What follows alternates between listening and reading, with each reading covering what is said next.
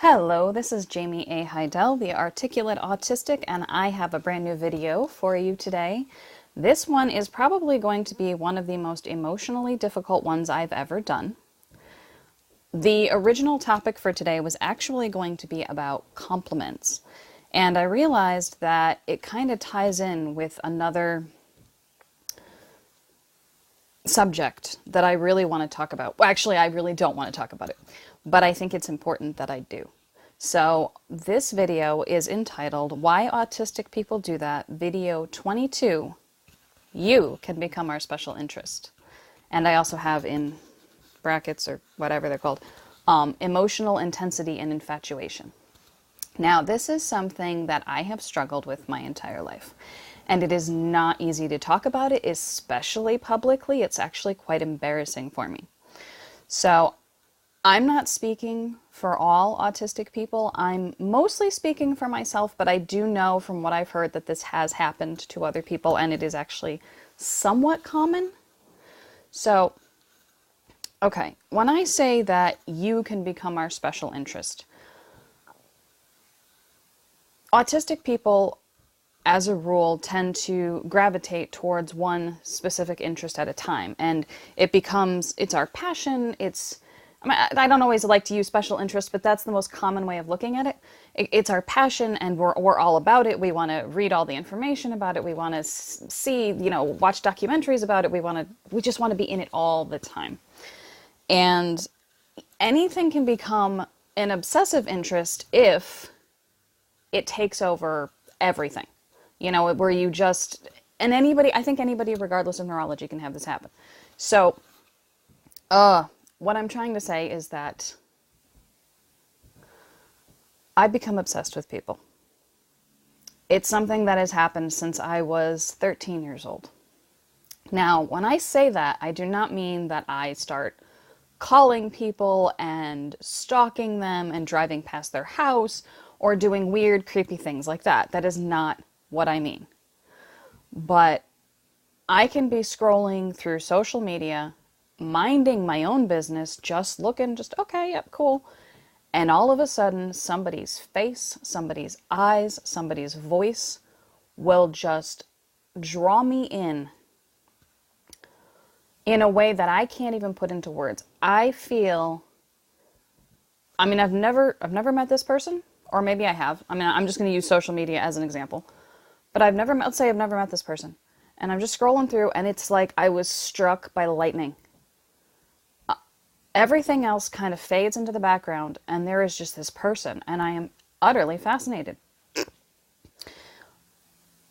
It's happened, like I said, since I was 13. And it is like being hit by a lightning bolt. It's like being hit I really feel like I'm being hit. Oops.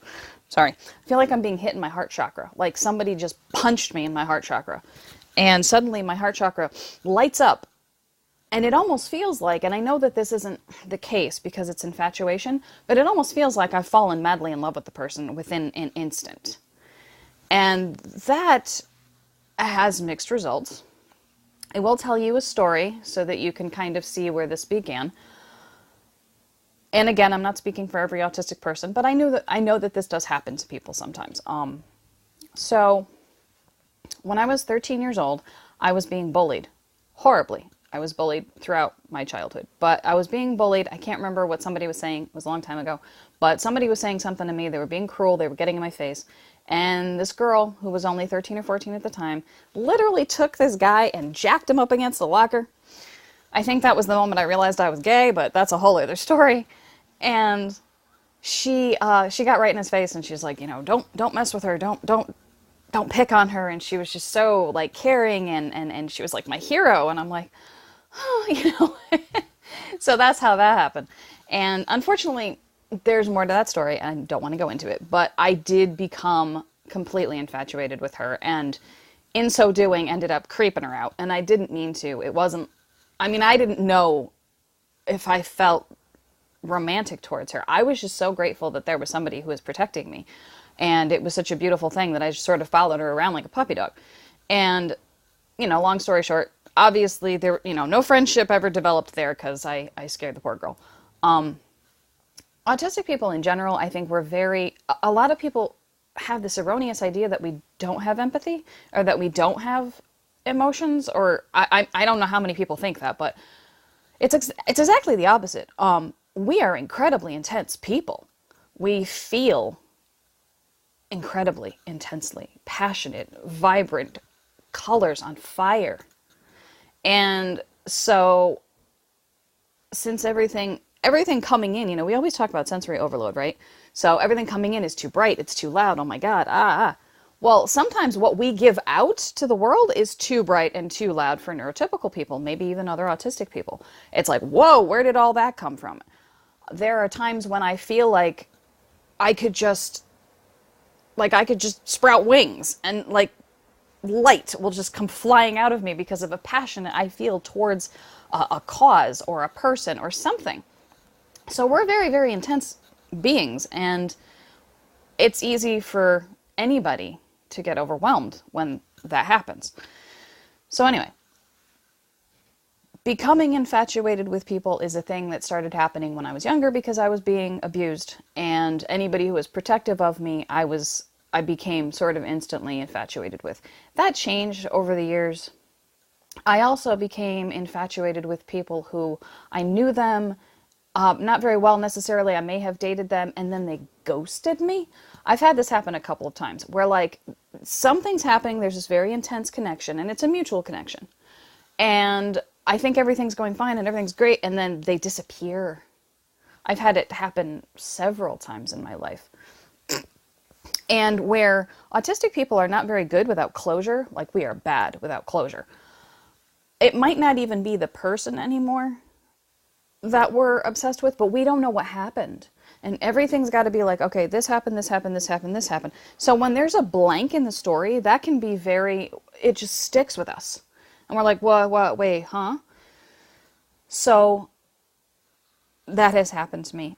And I didn't understand until probably 5 years ago, maybe, that part of my obsessive interest in something or someone is because there's something that they sparked in me, and then they're just like, la la la, and they go on their way because they just didn't feel it on that level, and I'm left hanging going, what the heck did I just do?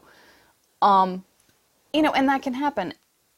And if you've ever experienced that level of intensity towards a person that you don't know well, or that you've known for a short amount of time, then you understand what I'm talking about. I'm not talking about going over boundaries. I'm not talking about crossing boundaries and, saying it's okay to harass or bother or even contact someone if they're not okay with it. It's not. But I know that I have been overly intense and scared people. Sorry. So something happened last night that made me realize I had to do this video, even though I didn't really want to.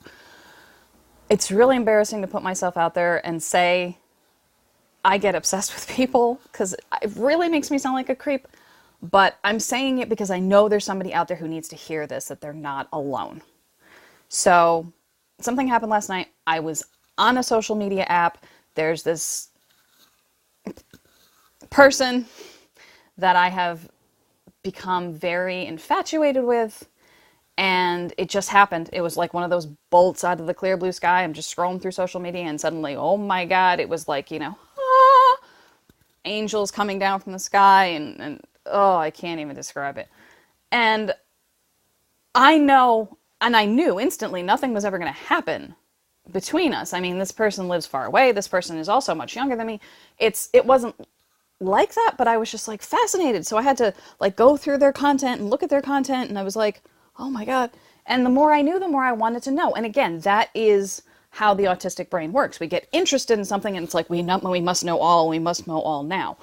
And I think sometimes it can happen where we actually forget, or we just fail to consider that there's a person there that's like maybe on the receiving end of this.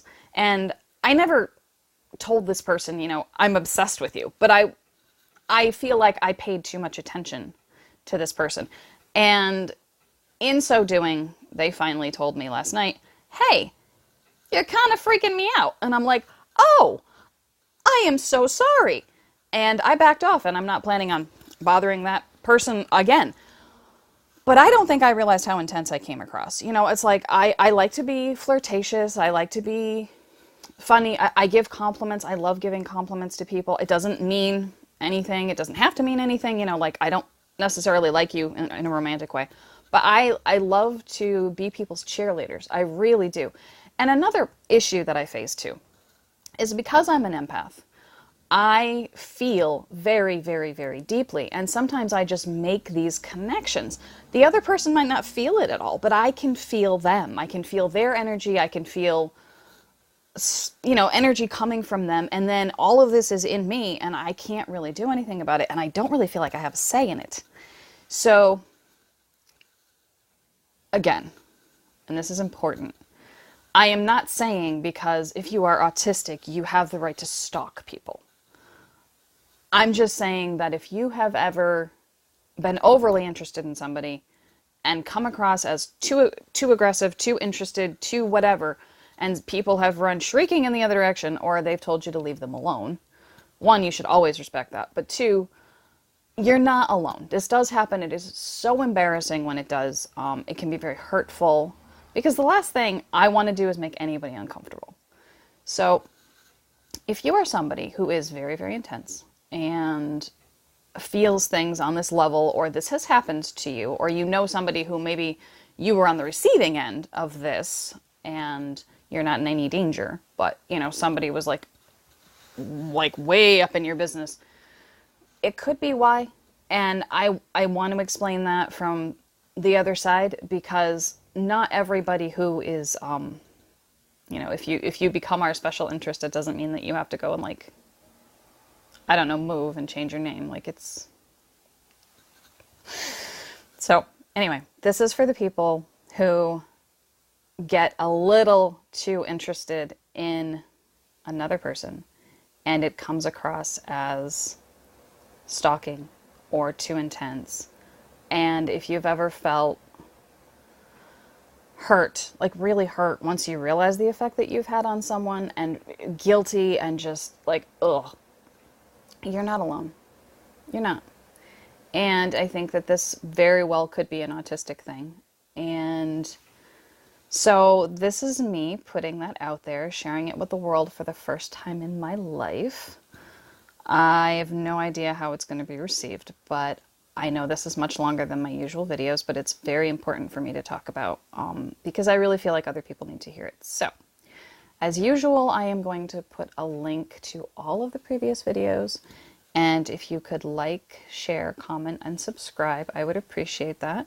Tell me your thoughts. Be blunt, but don't be cruel. And I really thank you for watching this video, and I will see you in the next one.